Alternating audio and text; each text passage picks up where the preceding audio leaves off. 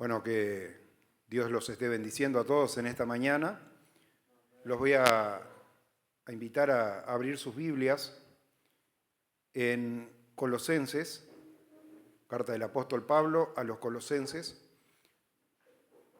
En la reunión pasada, nosotros estuvimos meditando cómo el apóstol Pablo manda una carta a la región de Galacia y que iba destinada a 4 iglesias allí principales. Hicimos el estudio, puede buscarlo en TikTok, en la Iglesia Cristo la Respuesta, puede buscarlo en YouTube y encontrar esa predicación si quiere más o menos seguirlo, para poder ir teniendo una idea. Sabe que nosotros al final de la Biblia tenemos los mapas y en uno de esos mapas están trazados los 3 viajes y medio misioneros que hace el apóstol Pablo.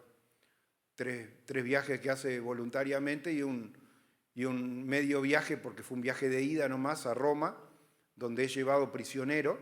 Él había anhelado ir a Roma, pero a veces las cosas no salen como uno piensa. Pensó que iba a ir en una campaña evangelística y al final fue encadenado allí a predicar la palabra.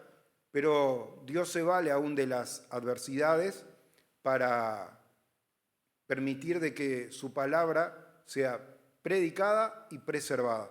Las dos cosas, porque muchas de las epístolas del apóstol Pablo que tenemos fueron escritas desde la misma prisión, como es el caso de esta carta a los Colosenses que nosotros vamos a meditar en esta mañana.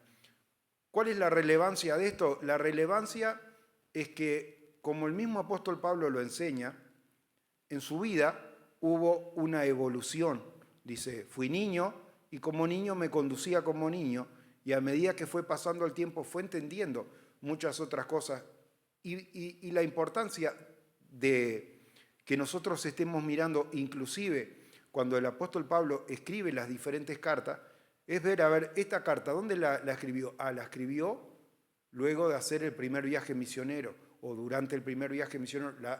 La otra carta, en el segundo viaje misionero, porque en la vida de una persona, si uno nos hubiera pedido que compartiéramos una palabra, quizás esta misma palabra, hace 20 años atrás, no íbamos a hablar las mismas cosas. ¿Por qué? Porque el Señor, al paso del tiempo, nos va iluminando y nos va mostrando cosas que, ¿cuántas veces cuando somos mayores decimos, si 20 años atrás hubiera sabido esto y esto otro y esto otro? Muchas cosas habrían sido diferentes, muchas predicaciones habrían sido diferentes, porque nuestro entendimiento, a medida que vamos avanzando en el plan de Dios, se va renovando. Y por eso, hermano, sin desestimar, porque como la Escritura dice, toda la Escritura es útil, y confiamos desde que la venida del Espíritu Santo allí fueron iluminados, pero seguían todavía tomando decisiones humanas, teniendo incluso, porque si somos sinceros, entre nosotros no hay también rispideces, a veces no hay roces, no hay contradicciones, porque no todos pensamos de la misma manera, ¿o sí? Porque el apóstol Pablo tuvo esa contradicción. ¿Sabe que si usted mira la palabra, Dios le habla, Jesucristo se manifiesta su vida en el camino a Damasco, y allí va Ananías y ora por él y todo lo demás, pero sabe que el apóstol Pablo, ese Saulo el perseguidor transformado por Jesucristo, se volvió a su ciudad y allá lo fue a buscar un misionero. Si estudia la palabra sabe que yo le digo así, lo fue a buscar Bernabé y lo invitó a salir a hacer el viaje misionero. Todo respondía a un plan de Dios y todo lo que sea, pero un día hubo una disensión. Cuestiones de la obra, hermano, como pasa a veces, ¿no? De que no se está de acuerdo en esto o en aquello. Bernabé tenía un sobrino del que da testimonio la palabra, donde estaba reunida muy seguramente la iglesia allí en Jerusalén. De hecho, cuando Pedro es liberado, estaban allí en la casa de la madre de este joven, de la hermana de Bernabé, y el joven del que yo me estoy refiriendo, sobrino de Bernabé, se llamaba Juan Marcos, posiblemente también el autor de la carta que nosotros de uno de los evangelios, hermano, el evangelio de Marcos. Es el único que relata. Se ve que sabemos que Jesús tenía muchos discípulos y había un joven allí que estaba envuelto en una sábana y salió huyendo y todo. El único evangelio que lo cuenta Es el Evangelio de Marcos. Bueno, Dios tuvo que hacer una obra allí. Marco en algún momento del camino se ve que se cansó y no quiso seguir adelante. Y por allá después cambió de opinión y quiso reintegrarse, pero el apóstol Pablo no estaba de acuerdo. Dice, no, nos dejó en la mitad de la misión. Y Bernabé dice, yo lo quiero llevar igual. Y dice, la Escritura nos enseña, dice, hubo una disensión a tal punto de que se separaron. Bernabé salió para un lugar con su sobrino, Juan Marcos, y Pablo, escogiendo a Silas, dice, salió y comenzó allí otro de sus viajes misioneros. Entonces, hermano, no es algo extraño de que las disensiones se dan. Pero yo, a través de esa experiencia amarga, pero que está testificada en la Biblia, y si está testificada en la Biblia es porque una enseñanza tiene para nuestras vidas, yo quiero llamarlo a la reflexión en esta mañana de cómo la obra de Dios y el Espíritu de Dios transforma a una persona. ¿Sabe a qué grado la transforma? A que la mejor persona que usted pueda conocer del mundo queda con decisiones totalmente carnales en contraste a una persona que es guiada por el Espíritu Santo cuando esa obra del Espíritu Santo se va realizando. Esta carta, a diferencia de la que nosotros estudiamos en la reunión pasada, que iba dirigida a una región porque el propósito era que fuera predicada en 4 iglesias que había en aquella región.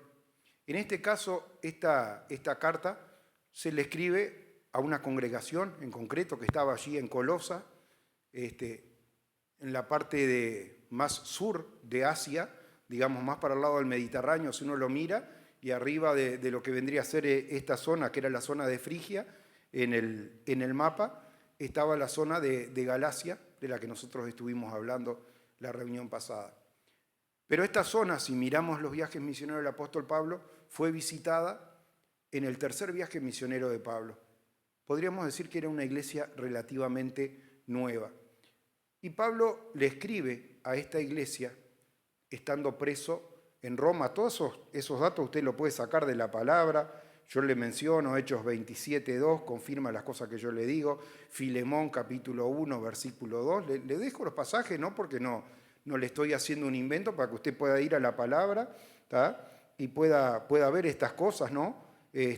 También el pastor de aquella iglesia, que era Epafras, ¿no? Lo podemos ver en el capítulo 1, versículo 7, acá en la carta de los Colosenses. Pero lo importante que yo quería resaltar en esta mañana es en qué momento esta carta es escrita. Y esta carta es escrita, hermano, cuando Pablo estaba preso en Roma, como yo le decía, pero con un propósito. Ese envío de esa carta se hizo en conjunto con otra carta más que no la tenemos en la Biblia, ¿no? Había otra iglesia que, si miramos los mapas, estaba a 17 kilómetros de distancia de donde estaba Colosa, que era la iglesia de la Odisea. Y el apóstol Pablo puntualmente escribe en esta carta que nosotros estamos leyendo, dice, le pido que esta carta sea leída en la Odisea y la carta de la Odisea sea leída en la iglesia de Colosas. Así que tenemos el testimonio, hermano, de que una de estas iglesias que luego son mencionadas por Juan en el libro de Apocalipsis, la iglesia de la Odisea, ya estaba allí, ya estaba recibiendo, hermano, palabra del propio apóstol Pablo, habían sido constituidas durante aquel tercer viaje misionero, y cartas que hoy no las tenemos con nosotros, hermano, pero basándonos en lo que tenemos podemos ver esa obra de Dios. Y una obra de Dios que yo le voy a resaltar, pero al final de la predicación, la parte importante cómo Dios fue completando la obra en la vida del apóstol Pablo. Ahora lo invito a que lea conmigo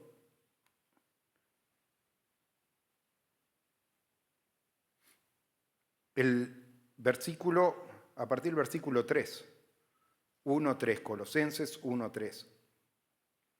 Siempre orando por vosotros, damos gracias a Dios Padre de nuestro Señor Jesucristo, habiendo oído de vuestra fe en Cristo Jesús y del amor que tenéis por todos los santos, a causa de la esperanza que os está guardada en los cielos, de la cual ya habéis oído por la palabra verdadera del Evangelio, que ha llegado a vosotros, así como a todo el mundo, y lleva fruto y crece también entre vosotros desde el día que oísteis y conocisteis la gracia de Dios en verdad.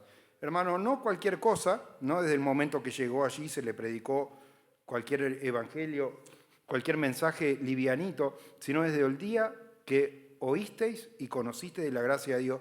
Porque, hermano, esa es la clave de todo. Iban allí personas que tal vez lo hacían con una buena intención, pero no habían sido enviados por Dios, anunciando un mensaje que tampoco era el verdadero mensaje. Acá el apóstol Pablo viene a presentar a Jesucristo como el Hijo de Dios y el Evangelio manifestado a través de la gracia. Es decir, haciéndole saber al creyente de que su salvación no dependía de acciones o decisiones que pudiera tomar en cuanto a decir, voy a hacer esto, voy a hacer aquello, voy a circuncidarme. Venían allí predicadores que anunciaban cualquier otra cosa alejada a la realidad, pero aquí Dios quiso exaltar a su Hijo Jesucristo hasta lo sumo, le dio un nombre que es sobre todo nombre, único nombre en el cual se podía acceder a la salvación. Y eso era lo principal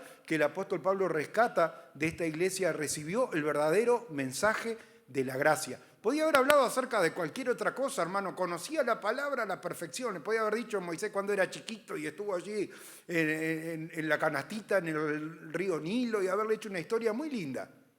O cualquier otra historia del Antiguo Testamento. Pero acá viene a presentar a Jesucristo como el Hijo de Dios y la verdad acerca de la gracia, la cual nos abre ese camino a la salvación. Dice, hermano, ustedes son hermanos nuestros, seguramente no nos podamos volver a ver nuevamente, pero ustedes han abrazado el verdadero mensaje de la gracia manifestado a través de Jesucristo. Esa era la comunión principal que había con aquella iglesia.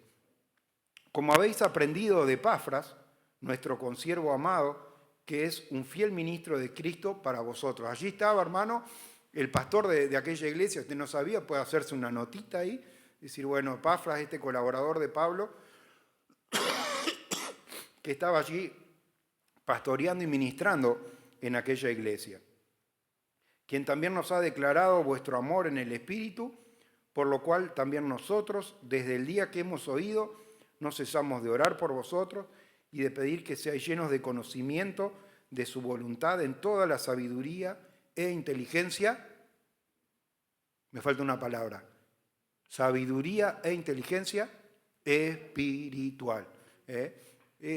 También este contraste lo hemos visto en la palabra de Dios, hermano, cuando llegó Apolos con un conocimiento, había ido a todos los seminarios, tenía todos los doctorados habidos y por haber, cuando viene allí Apolos a predicar la palabra y en base a un conocimiento geográfico, a un conocimiento histórico, a un conocimiento de rituales religiosos, iba y anunciaba con gran vehemencia todo lo que con su mente había logrado entender. Pero, hermano, le faltaba entender lo principal, y son los colaboradores de Pablo que los llaman aparte allí y les ponen más exactamente el Evangelio, hermano, un Evangelio que no consiste en cuentitos, no consiste en historias, que está bien conocer la palabra y ver, hermano, cómo Dios se ha manifestado a lo largo de la historia y ha protegido y ha rescatado en diferentes oportunidades familias, en otras oportunidades tribus o departamentos, diríamos hoy en términos más modernos, a veces a la nación entera. Sí, hermano, Dios es un Dios que libra, es un Dios que opera en todas las cosas, pero el centro de nuestro mensaje, hermano, no puede ser netamente una obra que Dios hizo en nuestro favor, porque sí, yo estaba en la miseria y Dios me sacó de la miseria, yo estaba enfermo y Dios me sanó. Debemos dar testimonio, pero por encima de todas las cosas, hermano, ¿qué es lo que debemos predicar, hermano? Acerca de la gracia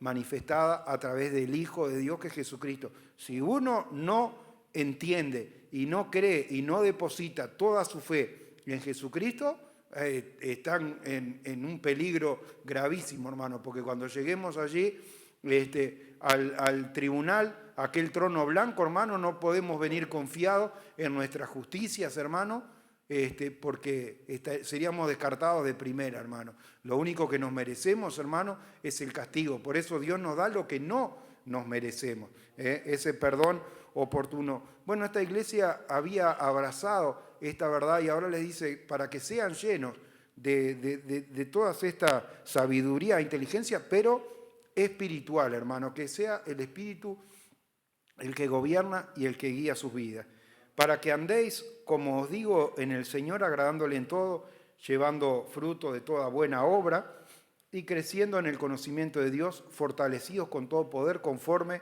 a la potencia de su gloria, para que toda paciencia y longanimidad, con gozo dando gracias al Padre que nos hizo aptos para participar de la herencia de los santos en luz. ¿Quién nos hizo aptos? ¿Nuestras obras nos hicieron aptos? ¿No? Dando gracias al Padre que nos hizo aptos para participar de la herencia de los santos en luz, el cual nos ha librado de la potestad de las tinieblas y trasladado de las tinieblas, trasladados al reino de su amado Hijo, en quien tenemos redención por su sangre, el perdón de los pecados. Amén. Bueno, lo que yo quería rescatar en esta mañana, y le voy a hacer una historia muy breve, pero que usted seguramente la conoce, voy a arrancar preguntando, una pregunta bastante conocida, la respuesta: ¿quién era el hombre que tenía un corazón conforme a la voluntad de Dios? David, el rey David, ¿cierto? Bueno, David se mandó 1001 macanas también, ¿sí o no? Si fuera por la conducta de David, capaz que tampoco podría aspirar a la salvación, pero Dios allí poco a poco iba revelando, aún a través de varios de esos salmos que David escribe, esa obra que todavía no se había manifestado, que para muchos era una incógnita, que recién a través allí de Juan el Bautista, en los momentos finales del Antiguo Testamento, le revela y le muestra: este es el Cordero de Dios que quita el pecado del mundo. Porque mientras tanto estaban allí esperando. Ahora, este hombre que tenía un corazón conforme a la voluntad de Dios, es interesante ver lo que hizo. Cuando ya era viejo y puso a su hijo Salomón en el reino, le da instrucciones finales. Eso está en Primera de Reyes capítulo 2, si no me equivoco, le da instrucciones finales a Salomón. ¿Y sabe qué hace? Hace una listita de los amigos y de los enemigos. ¿Cuándo se conoce el amigo y el enemigo? Hermano, cuando hay fiesta, la casa está llena. Cuando están las penurias, en los peores momentos, es cuando uno realmente conoce. Y conoce al amigo y conoce al enemigo. Porque el enemigo, que tal vez está agazapado y no se anima a tirar la piedra, en el momento que está tirado allí, ese es el mejor momento para levantarse y tirar la piedra y apuntar con el dedo acusador. David la había pasado muy feo. Uno de sus propios hijos, que se llamaba Absalón, se había rebelado, había hecho todo tipo de atrocidades con las concubinas de David, etcétera, etcétera. Y David no quiere ir a la guerra con él, no quiere que muera, y abandona allí Jerusalén. Y mientras se iba de Jerusalén con su familia, se reúne con dos tipos de personas. Uno que le trae un asna con vino y con panes, las asnas para que la familia del rey montaran, el pan para que comieran todos y el vino para que tomaran los que desfallecieran en el camino al desierto. Y como sale ese a ayudarlo en esa derrota, por decirle así, donde David se iba allí, dejando el palacio, dejando todo en un momento de mucha adversidad, con un gran dolor, y sale otro que se llamaba Simei, y le arranca a tirar piedras, ¿viste? Hombre sanguinario, ya te vino lo que te merecía, y todo lo demás. Bueno, usted conoce la historia, Dios restaura a David a su lugar y todo, y cuando vuelve este hombre que le había tirado piedra, cayó, como diríamos nosotros, acá tenemos un dicho, dice, con el caballo cansado, dice, te pido por favor que me perdones, que no me mates, que no sé qué. Y parece que esta historia pasó, David va, retoma el trono y todo, pero cuando le da las instrucciones finales a su hijo Salomón, le dice, te voy a pedir dos cosas, dice. No te olvides, dice, que sean los invitados a tu mesa, la misericordia que nos hizo que creo que se llamaba Barzilai, dice que fue y nos llevó comida y todo, que sea tu invitado, estén siempre a tu mesa. Dice, y tampoco te olvides de lo que me hizo Simei, dice, cuando iba huyendo, dice que me tiró piedra y todo, dice, no dejes que sus canas desciendan al Seol en paz. ¿Tá? Y después la historia es larga, no se la voy a hacer yo, la sé perfecto, pero no se la voy a hacer. ¿Tá? Si la quiere, la puede estudiar en la palabra, así le doy la oportunidad de que aprenda esto. ¿Qué le quiero decir, hermano? Que desde el punto de vista humano, a pesar de todos los errores que tenía, permítame que le diga que David era mejor que yo. Y muy posiblemente era mejor que usted también. Porque tenía un corazón conforme a la voluntad de Dios. Yo no he recibido el testimonio de Dios de que mi corazón es conforme a su voluntad. Tratamos de agradarlo y todo, pero también le erramos. Hay cosas que se saben, hay cosas que no se saben de cada uno de nosotros, hermano. Porque ¿quién sabe lo que hay en el hombre sino el espíritu del hombre que hay en él? Dice la palabra, ¿no? ¿Quién sabe las cosas de Dios sino el espíritu de Dios? Y si el que puede llegar a conocer los misterios de Dios es a través de su espíritu. Ahora, este hombre que tuvo un montón de errores y tuvo un montón de aciertos porque tenía un temor de Dios bárbaro en una oportunidad que estaba allí rodeada la fuente de agua y estaba con gran sed, dijo, ¿qué no daría yo por tomarme un vasito de agua de tal lugar? Y lo escucharon sus valientes y fueron y arriesgaron la vida para traerle agua y dice, acá está el agua que precisabas, rey.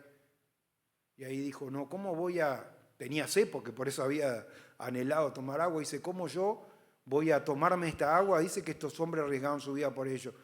Se la dedico a Dios, dice, y la volcó en tierra, allí no la tomó. Bueno, un hombre que en muchas cosas dedicó su vida no a enriquecerse a sí mismo, sino juntando materiales preciosos y todo para construir la casa de Dios. Dios no lo dejó. Le dijo, tú no vas a construirme la casa porque has derramado mucha sangre, pero tu hijo, Salomón, que quiere decir pacífico, dice, yo traeré paz sobre su reino, dice, y él me construirá la casa. Él tenía un corazón conforme a la voluntad de Dios. Pero hermano, al final de los días hizo una listita y le dijo, no te olvides, estos son amigos y estos son enemigos. Y hermano, yo quería contrastarlo con la vida del apóstol Pablo y la obra de Dios que Dios hace en él, y por eso vamos a leer acá en Colosenses capítulo 4 las salutaciones finales, donde estábamos, ¿no? El final de la carta, después usted la estudia toda, es una carta interesante, sabiendo todo el contexto, en qué momento fue escrita, ¿no? Es una de las cartas más importantes, hermano, porque es de las cartas finales que escribe el apóstol Pablo, hermano, con un conocimiento de las cosas de Dios, hermano, con la posibilidad también de reflexionar, porque la palabra misma nos dice que en el tiempo de la adversidad uno debe aprender a considerar, y allí Pablo en medio de la cárcel tuvo tiempo de reflexionar en todas las cosas, de orar por la iglesia, afligirse por la iglesia, por que continuara adelante, que continuara edificado, y a raíz de eso va levantando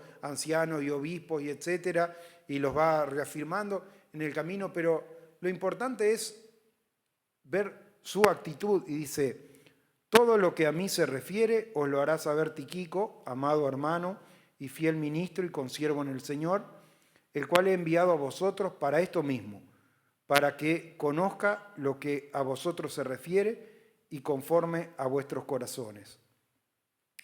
Con Onésimo, amado y fiel hermano, que es uno de vosotros, todo lo que acá pasa os lo harán saber. O sea que iban estos dos a llevar la carta. Aristarco, mi compañero de prisiones, os saluda, y Marcos, el sobrino de Bernabé, acerca del cual habéis recibido mandamientos, si fuere a vosotros, recibidle. Hermano, ¿cómo? Hasta acá la lectura nomás. Yo lo que quería era contrastar cómo nosotros a veces miramos y decimos: ¿cuánta gente conocemos que si le hablamos de las cosas de Dios no le interesan? Y sin embargo, desde el punto de vista del razonamiento humano, son personas de bien, son personas que hacen lo mejor para ayudar a los demás y todo. Pero hermano, no, la salvación no es de los buenos, no es de los que ayudan a los demás, no es, porque la única posibilidad de acceder a la salvación es a través de Jesucristo, y que de ahí en más Dios completa la obra y nosotros tenemos que andar en buenas obras como anduvo Él, ni hablar que sí, pero no es, hermano, lo que nos da acceso a la salvación. Y lo que debemos rescatar de acá es que en esta oportunidad habían reunido allí 2 personas de los 4 autores que tenemos de los evangelios, hermano, justamente los 2 que no fueron discípulos de Jesús, al menos entre los 12. Lucas tenemos, y tenemos a Marcos allá, aprendiendo a los pies del apóstol Pablo, hermano. Y cómo el apóstol Pablo puede obrar de la misma manera que obró Jesús, con misericordia. ¿Usted recuerda, hermano, cómo los discípulos, porque no fue solo uno, los 11 huyeron y le abandonaron? Cómo uno allí fue y le negó no una vez, sino 3 veces, hermano. Y cómo el Señor, hermano, los recibe a misericordia y no hace como haríamos nosotros. Vos me fallaste cuando yo te precisaba, ¿tá? Me diste la espalda, me negaste. El Señor, hermano, los recibe a misericordia. Y el apóstol Pablo, hermano, que hablaba del Espíritu de Cristo porque vivía en el Espíritu de Cristo, nos da el mismo ejemplo. No estaba allí enojado, a pesar de que en un momento humanamente también se sintió defraudado porque Juan Marcos le falló, porque Bernabé apoyó a Juan Marcos, pero hermano, llega el tiempo donde es necesario ponerse a cuenta con todo el mundo, hermano, porque la palabra de Dios dice que no se ponga el sol sobre vuestro enojo, hermano, y mucho más allá del sol. Capaz que el sol se nos ha puesto alguna vez en nuestro enojo, pero antes de llegar, hermano, al tribunal de Dios, dice: arréglate con tu adversario, dice la palabra, entre tanto que estás en el camino. Y hermano, y el apóstol Pablo acá da el ejemplo diciendo: ya les di instrucciones, si llega a ir Juan Marcos, ya saben cómo lo tienen que recibir, recibidlo con amor. Hermano, yo creo que todas estas actitudes incluso seguramente hayan incentivado a que también Marcos dejara el testimonio allí de su conocimiento. Recuerde que era una persona, a diferencia de los otros discípulos que venían de las provincias, eran gente de afuera. Juan Marcos y su madre tenía la casa en Jerusalén, eran de los locales, tenía otra percepción, tenía otro conocimiento, porque yo lo aprendí de un inspector de inglés que cuando tenía instituto hace años dice: el idioma, dice, es como una ventana, dice que usted está mirando ahí y tiene una percepción, pero yo que estoy acá en otro lugar tengo una percepción diferente. Claro, la percepción de los discípulos era eso que hemos estudiado. Dice: pero no es Jesús, el hijo del carpintero, que los hermanos son tal y cual, que las hermanas viven con nosotros. Pero acá, hermano, la percepción desde el lado de gente de Jerusalén, de gente de la circuncisión, que habían recibido el mensaje de salvación que habían reconocido en Jesucristo como el Salvador, hermano, de que no estaban avergonzados de recibir en su propia casa, como pasa cuando Pedro sale de la cárcel y allí va y golpea y sale aquella muchacha Rode. Esa historia que están hechos los apóstoles era la casa de la mamá de Juan Marcos que estamos leyendo acá, que después falló en el camino y todo lo demás, pero que luego, hermano, regresa y el apóstol Pablo lo recibe a misericordia. Esa es la enseñanza que nosotros tenemos, hermano. Un hombre guiado por el Espíritu, hermano, toma mucho mejores decisiones que el hombre que tenga el mejor corazón, humanamente hablando. Que Dios los bendiga, lo dejo con el pastor Renzo acá.